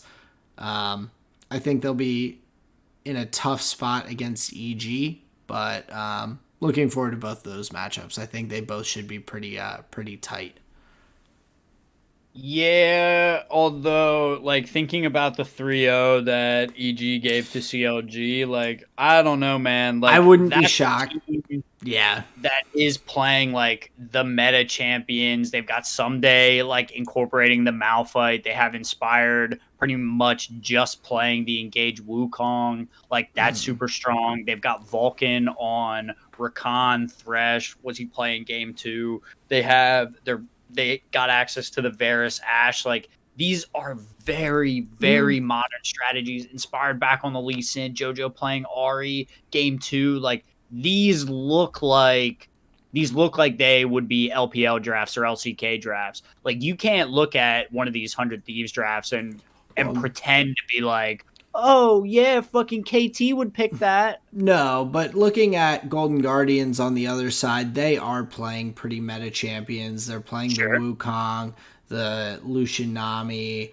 They're playing the Scion, like there are a lot of like pretty standard meta champions Oh yeah, of course. that they're picking, and so I think for them, I don't think they'll get steamrolled by EG. I do expect EG to win the series, Sure. but yeah, What do you think of like 3-1 or like 3-0 with a strong showing? I'm gonna give it a 3-1. I Okay. don't think EG is gonna just sweep them through. Um, there's always a possibility because I think they're Sure. the better team, but I do think that Golden Guardians could snatch one there. But we'll have to keep an eye on this. We'll definitely get a little more into the LCS series as we get to the losers bracket finals and then the grand finals. So Mm, we'll probably not get too deep other than just updating on what's going on until that point in a couple weeks. So mhm. Yeah, but looking ahead, we do have we can start with some just LPL kind of predictions for our first round one series. Looks like match one, round one is Thunder Talk Gaming versus RNG, and then second match is Top Esports versus World Elite. Now, you've been the LPL expert here for the tall and short of it. What are you thinking here for these two matchups? So looking at Thunder Talk and RNG in that first game, or that first series, I I think that Thunder Talk is going to take that in a tight 3-2. I think they have started to perform really well and like kind of punch up to some of the better teams throughout the later half of the spring split here. Um, Especially UCal has performed really well. Huan Fang has been great. We've had some moments where I think we'll probably see RNG take advantage of the jungle matchup in a couple of those games with Wei versus Beishan. So I think that is kind of going to be the key for the matchup as a whole. But yeah, I think I've been impressed with Thunder Talk here coming down the stretch. So I'm gonna say that RNG with some returning talent and all is going to go down in a 3-2 there. Um, Sure. yeah. Any What's interesting yeah. I was just gonna say, yeah, what's interesting about that matchup, I think, like what you said, highlighting the jungle matchup, Wei versus they have Beishuan and Xiaohuan Gren. I don't know how much Xiaohuan has played. Most of the games that I've seen were Beishuan. Mm, So just that in and of itself, I think RNG does have a stronger jungle matchup in that sense. Now, what do you think about Breathe in the top lane? Because he's been quite strong, quite impressive. Do you think he like tilts the matchup either way? I think he does. I think as a whole, it's just a lot on the top side of the map. I think Mhm. if Hoya is able to just kind of maintain. He doesn't have to necessarily win lane. They're primarily looking, I think, to the bot lane to try and win this matchup a little bit more so than having to force it through the top lane. But I think that RNG's top lane definitely is stronger. So along with that jungle matchup, that top lane kind of plays into that a little bit as well with that Mhm. 2v2. Big time, yeah. So, and then looking at the other matchup of Top Esports versus Team WE, to be honest, I kind of expect this to be not a very close series. They're very close in terms of standings, 9-7 for Top Esports. Team WE is 8-8. However, I just feel like based on experience and just individual talent really as a whole, I think that Top Esports is a bit of a leg up in most of the roles. Iwandi has played very well in the support role, but of course, Top Esports has a great bot lane duo with Jackie Love and Mark. Rookie's a phenomenal mid laner. Tian, like these are all players that we've seen have really quality performances and solid success. So I have trouble imagining WE coming out anywhere on top of Top Esports in that series. Yeah, I think that's a pretty fair breakdown. That'd be my sense of it as well. Yeah, just like going lane for lane, you just look Top Esports is just kind of it feels like it's stacked a little bit, even though, like you said, their record is similar. Yeah, so just a few games off overall in terms of wins and losses. But but yeah, I think Top Esports is definitely the better team in that matchup. So we'll have to wait and see. But I think after this coming week, we'll have some good conversations to have. Winner of the Thunder Talk RNG series will go on to play Billy Billy Gaming in the second round. Winner of Top Esports and Team WE will go and play OMG in that second round. So we've got a couple of good matchups. I'm not 100% if we will see two matchups or just one, or two rounds or one before the next episode. I'd have to double check, but yeah, I'm looking. Erring on the side of caution, I imagine we'll have more matchups than less to worry about. Yeah, so round 1, 2, and 3 will actually all be done before next episode. Yep. So we'll have quite a few games and series to get through. And maybe just hit the shapes rather than the details on that one. Yeah, but looking forward to getting to watch some LPL playoffs. Similarly, I was excited to get to watch a little bit of the LCK. I didn't get to watch quite as much, but or as I would have wanted to, but I saw a tweet just to lead into this LCK and everything, but the tweet basically broke down the last 8 LCK finals, the mid laners on both sides. So it was Faker versus Chovy, Faker versus Chovy, Faker versus BDD, Showmaker versus Chovy, Showmaker versus BDD, Showmaker versus Faker, Faker versus Chovy, and then Faker versus Chovy. So only those 4 mid laners, Faker, Chovy, BDD, and Showmaker, have been in the LCK finals for the past 8 finals.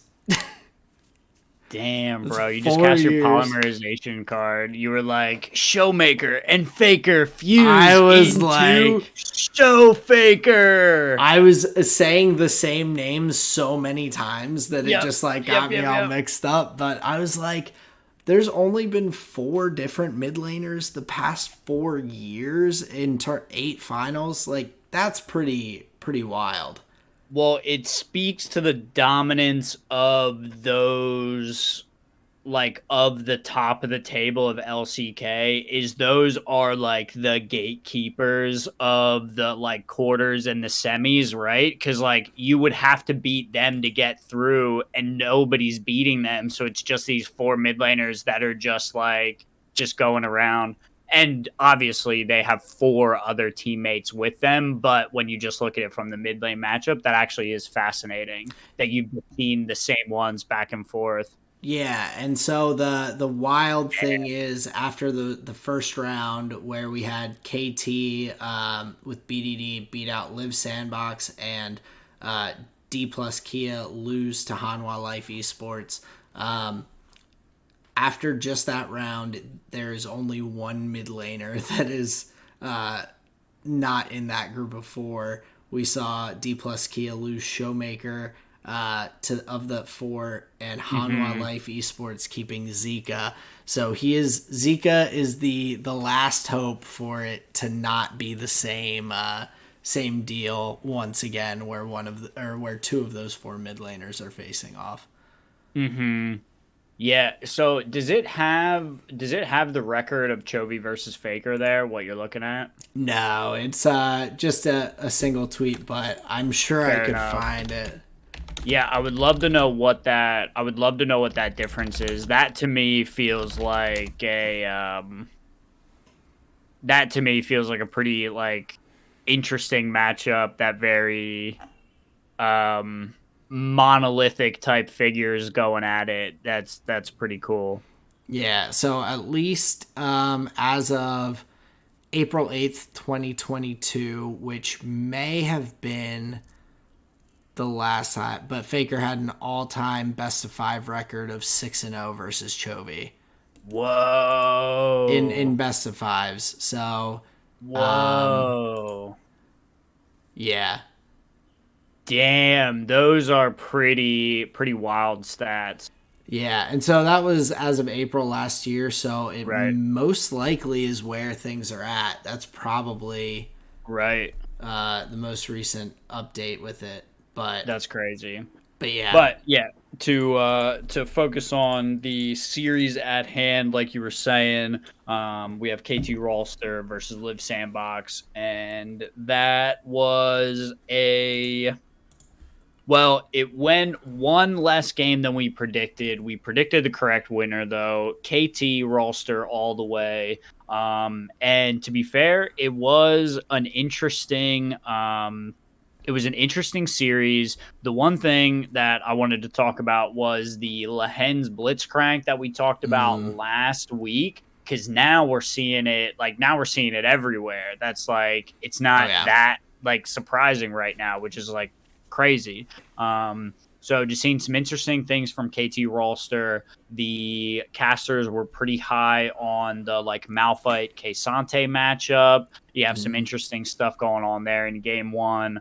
Um, what I thought was interesting for Live Sandbox was the bounce back in game two. I thought that was strong for them to kind of like keep life in the series, bouncing back immediately, getting a dub. I thought was huge. I think Bertle and Willer played great together in game two, utilizing the top side of the map. And Closer had some pretty good moves in the game as well. So great bounce back from Live Sandbox, and then it all just kind of goes awry. KT kind of all right. They got their trainers off. They got warmed up. They've had their Wheaties, and now it was just off to the races. I think BDD really started getting warmed up.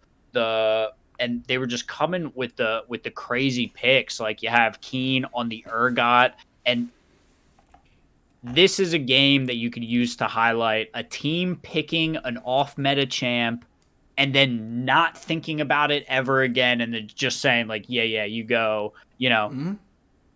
interestingly, what KT Rolster does in this matchup, they Mm. pick a strong matchup for Keen into Bertles Kesante. Strong, goes as planned. Urgot has the push, the general advantage. But what does Cuz do? Cuz says, all right, you've got a good matchup there. So he goes, plays through bottom side, gets them going, gets them rolling, and then goes back and just nailing the coffin. One good gank, both Keen and Cuz team up on Bertle, set him even further back. That gold lead just balloons from the top side. You see the CS lead explode, and all of a sudden this Urgot like takes over the game.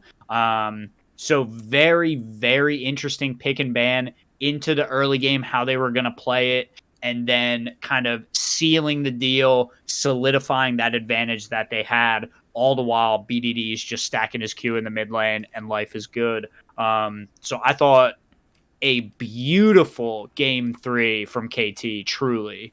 Yeah, I completely agree with you on especially like just ignoring BDD and just letting him do his thing. Like Mm-hmm. he's in a matchup versus Kassadin. He just gets Mm-hmm. to farm up that damage early. Kassadin's not going to be putting any pressure on him, and like you can only put Kassadin so far behind. Like you Right. can, yeah. That could they have targeted him before level 6 and got a bunch of Vigar cages and Sejuani slams and everything else in there and just fucked him up a bit? Yeah, totally. Was that gonna put them in a position to win the game when Kassadin is just going to continue to scale? Your other lanes are not getting leads, and then Kassadin all of a sudden can just teleport through the BDD Vigar cage. Like as soon as Kassadin gets that ult, there's no shot of Vigar locking him down at Right. that point. So they did a really smart thing and said, like, we're not going to put him far behind, but we can put everyone else far behind and just go from there. I mean, Mm-hmm. Closer ends up 0-1-0, more CS than BDD, but loses the game in a pretty decisive fashion because of that, like you said, targeting the other lanes there.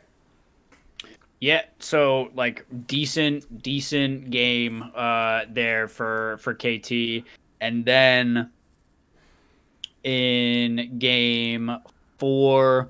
Live Sandbox again bounces back really well. They have they build a solid lead throughout the whole early to mid game. Goes killless forever, right? Just so slow and methodical, playing very calculated. Unfortunately, though, and this is the ticking time bomb for that type of trading early game is but red side is on 3 Drakes now, right? Mm-hmm. So ultimately, Live Sandbox, you have to fight that soul. Well, you don't.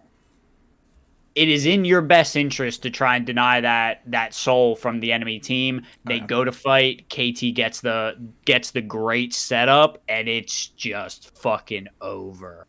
Yeah. That one team fight, what was it, like a 4-for-1 or like a 5-for-1 or whatever it was, like just brutal. They just spread out all throughout the map. They go hit Baron, they go hit your jungle, they go hit the top lane. All the lanes are now shoved in. Pressure is now against Live Sandbox, and it was just too much. A couple minutes later, it was GG for KT Rolster. But beautiful early to mid game play from Live Sandbox. They played their comp really well up until that point. It was just the giving away the Drakes. They said, nah, we'll fight later. Nah, we'll fight for it later. They didn't have the firepower. Yeah. And I mean, I think that definitely sets them up for hopefully some more progress in the next split. But yeah, I mean, some good moments. I think we've seen that there's a number of teams that we look at and we're like, yeah, they have these like bright shining moments, and then they just don't quite have it to get over that little hurdle. But I think that's definitely a solid split from Live Sandbox, and I think good learning experience for their roster. But yeah, just didn't quite have it. And KT Rolster, to their credit, played very well as well. So Agreed. Nice series from them. But then on the other matchup, we had D plus Kia Hanwha Life coming in, so not quite as tight of a matchup there, I would say.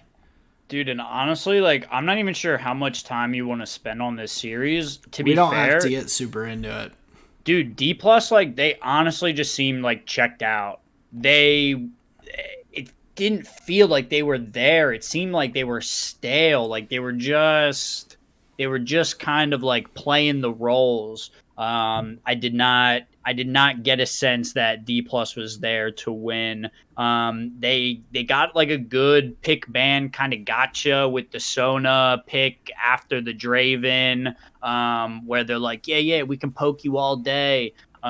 So like game 2 went well for Damwon or D plus, but other than that, honestly, like I think Hanwha just looked way better, Yeah. and it was really in the team fighting that they won. Like there were these small moments where D plus like had advantages, they had the right positioning, and then just Hanwha just like out team fights them. They're just like, yeah, cool, and then they slap them away.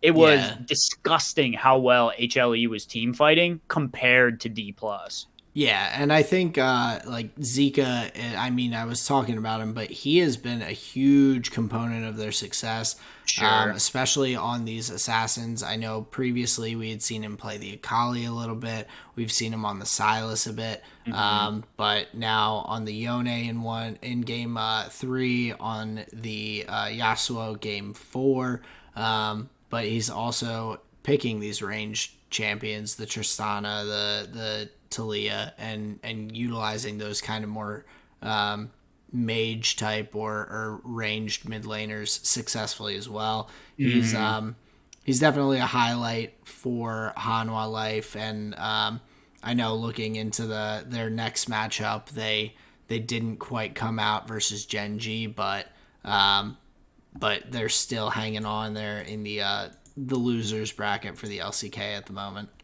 Yeah, they can keep their hopes alive if they can manage to win their next series. First round was knockout, but Hawa bought an extra life in the tournament just to cap off that series. I thought it was funny. We were getting the like enemy team Yasuo jokes like on the cast and in chat and stuff when Oh Zek is yeah. just like styling on them, where it's just like that's only the Yasuo that you like. He's never on your team, kind of thing. Yep. So I thought that was just fucking gold.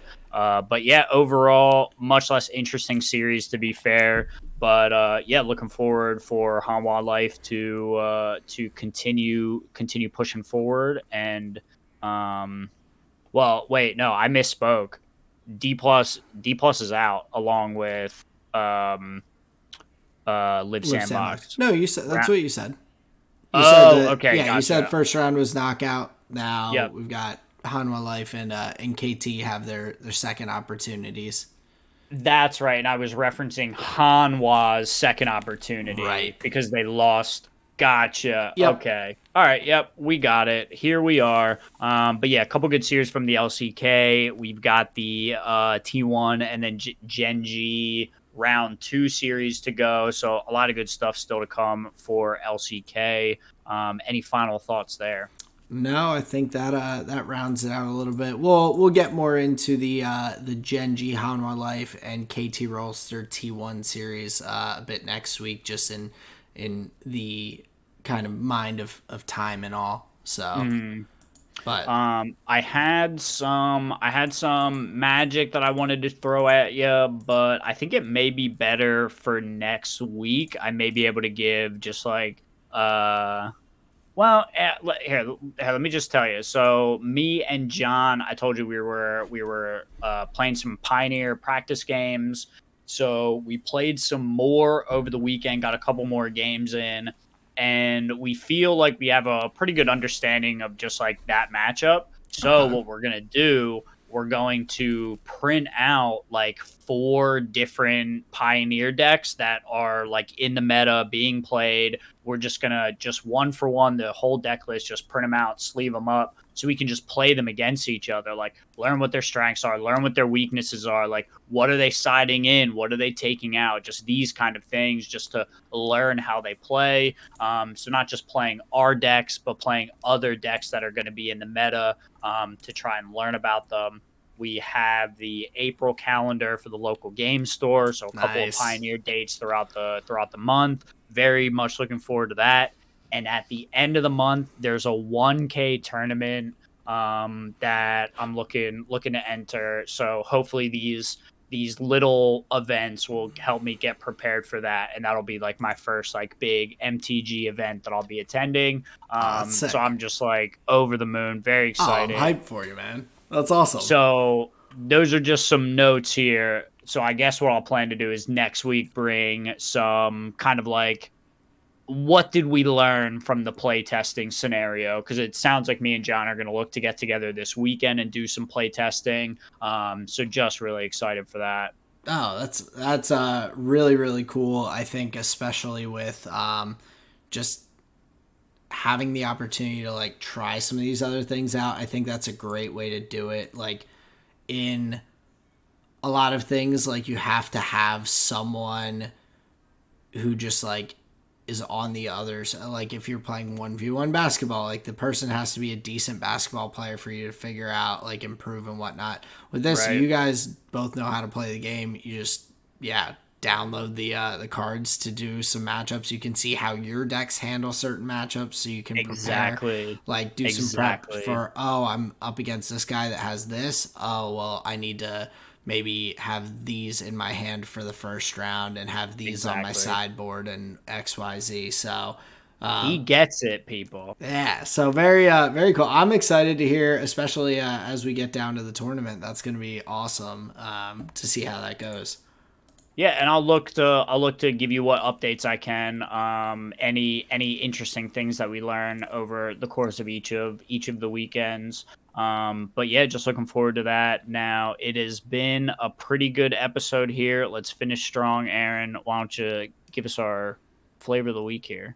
Sounds good. So for my food, I'm gonna encompass just my trip with Colleen to Denver. Sure. The first night, after the proposal, we went out and got a nice sushi dinner.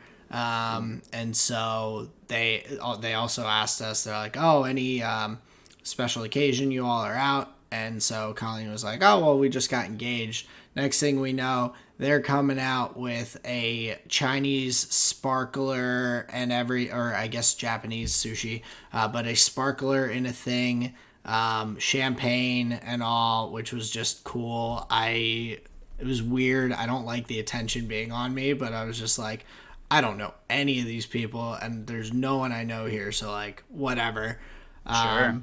They also ended up, we got tacos at a really solid. There was a lot of really good Mexican in the Denver area, which I didn't expect, but I was definitely enjoyed. Nice. But they had had told them that it was my birthday, so I'm sitting there eating my like tacos and all, and the crew comes out singing happy birthday to me and everything in their restaurant way. Every restaurant has their own different version, so Of course. so that was but yeah, great tacos, great Mexican food, great breweries, good sushi. I was eating well this past week. For my music, though, it's not a specific music, but while we were out there, I got to see the Red Rocks Amphitheater, where Colleen's seen a couple of different EDM shows and all. Yep. Very cool to just like see. It's like a pretty wild like sight in general. You're kind of Yep. going through these just normal mountains, and out of nowhere, you just see these bizarre giant red cliffs and rocks like coming out of the side of the mountain and all. So definitely a cool spot to check out. I'd love to see a show there, but for now just got to see what it looks like. But then my visual medium for this week, which Colleen and I have still to finish because it's quite a long movie, we're watching Babylon with Margot Robbie. It's a movie about, and who's the other guy in it? There's someone else famous in it as the male lead, but it's a movie about like the film industry back in the early 1900s, how it went from like just picture film or like just no sound films and all, how people could be kind of just found like and discovered out of nowhere and all, because there's no like, it was just very random. All the film sets being out in the desert together because they wanted to have natural light for shooting and everything, so they're just all these like small like cube kind of like just single room size like film sets that they're having all these things, actors and extras and all this stuff just out in the desert filming like 20 different movies all at the same time because there's Crazy. no sound, the progression of that. And so just as a whole, it's like entertaining from the character perspectives. They're all very like eccentric kind of characters. Of course. But then just the looking at like, oh, this is kind of how they did this. Like, I don't know how 100% accurate it is to like how those things were made, but I imagine there's a decent bit that's pretty spot on there. But it was cool to kind of watch and see that first part. We stopped it because the flight ended, but we'll pick it back up. Hell yeah. Well, we look to hear about the final report there from you. Yeah. But that is my flavor of the week. I'll let you hit yours and then take us out of here. Just give you mine real quick. My food here for the week is a great snack. I talk about it all the time. I fucking love beef jerky, and it's almost like I've never had it before every time I get a bag, because it's not like we don't have it every week kind of thing. So it's just like, man, that's good. Oh, Man, is that good. Fucking meat eater, guilty as charged. My music here for the week, not an album, but in the same vein as what I was talking about recently. So I didn't know Lupe Fiasco taught a class at MIT about rap theory and practice. Interesting. There was a there was an intro that I found on YouTube where it was like an hour and 15, where it was like basically like an intro to what the class would be, and then he does like a little Q&A at the end. So you basically just get an hour and 15 of Lupe just being fucking intelligent and like making callbacks to his own music that like are just going way over the room's head. But I'm sitting here in my room like, I got you, bro. I know that. I see you, right? Nice. So it was just a beautiful little hour and 15 with Lupe Fiasco. And then my visual medium here for the week, we were watching the classic, the Tom Hardy Tour de Force. Have you ever seen Locke? No. It's a good flick. I'm not gonna say any more. It's a big zoom in. It's a big zoom in on just a very small period in one guy's life, but it's a very important moment. And it's just like very, very well done. Instead of describing the movie, I'll describe the setup. So me and Sarah were having a conversation about like modern actors, kind of what tickles our fancy. We got onto the topic of like Chris Pine and some of like the choices that he's made. And we were thinking like, oh, like, do you think he could do like a dramatic role? Like, how do you think he would fit into like a more serious thing? And we started comparing, and I said, there's no way I could picture Chris Pine in a, and my mind went to Locke. And then, so that was like a, yeah, like Tom Hardy can do this. So watch Locke with that in mind of like, it's a serious pursuit, and I'm not sure many actors could like sell this product. Okay. That's kind of the angle. So it's a great watch, great little story. I'm a big fan. Okay. So that was my visual medium here for the week and my flavor of the week for the end of the show. Very cool. Well, I will definitely have to check out Locke. It'll be added to the list. But as always, ladies and gents, that brings us to the end of this week's episode after the flavor of the week. As always, we really appreciate everyone taking the time to spend with us, listen, hear about exciting things in life, exciting things in esports, exciting things in racing. But yeah, we appreciate it. Check us out on Google Podcasts, Spotify, YouTube. Hit us up on Twitter. Let us know what your flavor of the week is. But that's all I got. Just wanted to say thank you so much for spending your time with us. Thank you for joining us. Tell your friends. New episodes every Thursday. But yeah, other than that, we just look forward to bringing you the show here every week. So thank you for joining us. That is another episode of The Tall and Short of It. Peace out, everyone. See ya.